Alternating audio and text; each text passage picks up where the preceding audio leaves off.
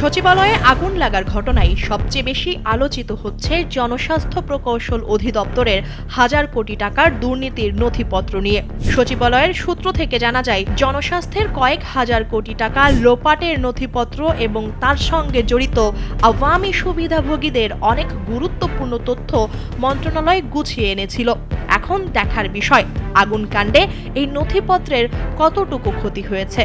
তবে এটা যদি নাশকতা হয়ে থাকে, তাহলে এই ঘটনা জনস্বাস্থ্যের দুর্নীতিবাজদের বাঁচানোর প্রক্রিয়া কি না সেটাও খতিয়ে দেখবে বলে জানা গেছে।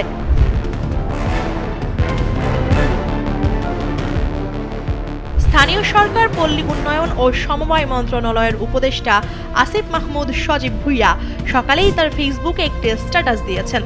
সেখানে তিনি লিখেছেন, স্থানীয় সরকার, পল্লী উন্নয়ন ও সমবায় মন্ত্রণালয়ের বিগত সময়ে হওয়া অর্থ লোপাট দুর্নীতি নিয়ে আমরা কাজ করছিলাম।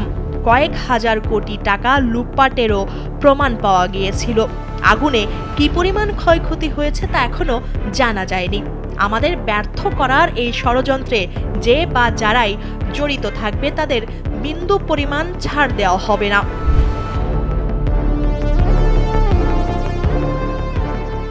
হাসিনা সরকারের আমলে জনস্বাস্থ্য প্রকৌশল অধিদপ্তরে হাজার হাজার কোটি টাকার কাজ করা হয়েছে।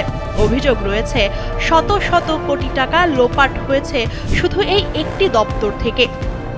মন্ত্রণালয়ে সেই সব দুর্নীতির প্রমাণপত্র তৈরি হয়েছিল, কিন্তু আগুনে এসব নথিপত্রের কি পরিমাণ ক্ষতি হয়েছে সেটা এখন দেখার বিষয়। বর্তমানে জনস্বাস্থ্য প্রকৌশল অধিদপ্তরে ৪৩টি প্রকল্প চলমান, যেখানে ২৫,০০০ কোটি টাকারও বেশি বরাদ্দ রয়েছে। এসব চলমান প্রকল্পের অর্থ লোপাটের প্রমাণও মন্ত্রণালয়ে ছিল বলে জানা গেছে।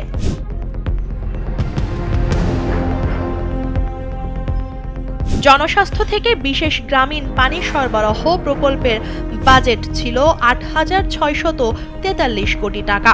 এভাবে অগ্রাধিকার প্রকল্প ১,৩০০ কোটি, আর্সেনিক ঝুঁকি ২,২০০ কোটি, পিডিপি ১ থেকে পিডিপি ৪ এর বরাদ্দ ছিল ১৪,০০০ কোটি টাকা, রোহিঙ্গা প্রকল্প ১,৩০০ কোটি টাকা। আওয়ামী লীগ সরকারের মদতপুষ্ট সরকারি উচ্চপদস্থ কর্মকর্তারা এসব প্রকল্প থেকে শত শত কোটি টাকা লোপাট করেছেন বলে মন্ত্রণালয়ে প্রমাণপত্র জমা হয়েছিল।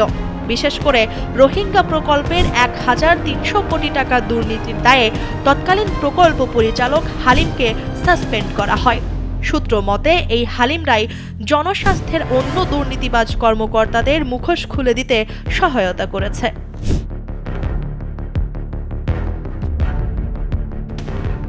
তবে জনস্বাস্থ্যের দুর্নীতির নথিপত্র যদি পুড়ে যায়, তাহলে তা আবারও তৈরি করা সম্ভব বলে জানিয়েছে মন্ত্রণালয়ের একটি সূত্র।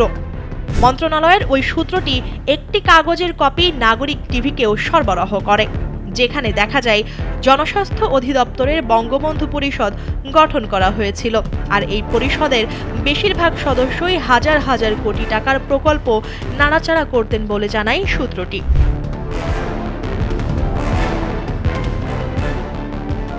এদিকে আগুনের ঘটনায় অনেকটাই মন খারাপ উপদেষ্টা আসিফ মাহমুদের।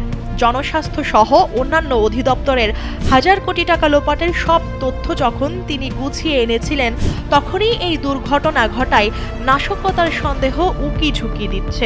আগামী ৩ দিনের মধ্যে ঘটনার প্রাথমিক রিপোর্ট দেবে অন্তর্বর্তী সরকার, এমনটাই জানিয়েছে উপদেষ্টা রিজওয়ানা হাসান।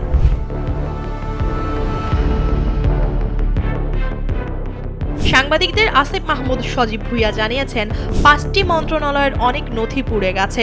পুড়ে যাওয়া নথি ফেরত আনা সম্ভব কিনা সেটা খতিয়ে দেখা হচ্ছে। পিরোজপুর জেলার একটি প্রকল্পের পুরো নথি পুড়ে গেছে বলে জানান উপদেষ্টা আসিফ মাহমুদ।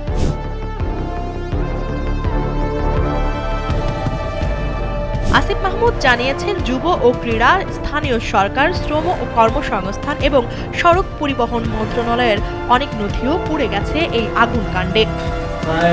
প্রায় 5টি মন্ত্রণালয়ের নথি পুড়ে গেছে। এর মধ্যে আমাদের ডাক টেলিযোগাযোগ বিভাগ হচ্ছে আংশিকভাবে ক্ষতিগ্রস্ত হয়েছে। শ্রম ও কর্মসংস্থান মন্ত্রণালয় ক্ষতিগ্রস্ত হয়েছে। যুব ক্রীড়া এবং স্থানীয় সরকার পল্লী উন্নয়ন সমবায় মন্ত্রণালয়, এছাড়াও রোডস অ্যান্ড হাইওয়ে সেটাও ক্ষতিগ্রস্ত হয়েছে। এই রোডস অ্যান্ড হাইওয়ে ডিভিশন আর হচ্ছে ডাক ট্যুরিজম ডিভিশন আর বাকি 3টা মন্ত্রণালয়, এই মোট 5টা মন্ত্রণালয়ের নথিগুলো ক্ষতিগ্রস্ত হয়েছে। এর মধ্যে যুব ক্রীড়া মন্ত্রণালয়ের নথির কার্যক্রম অনলাইনে থাকার কারণে সেটা আমরা রিকভার করতে পারবো।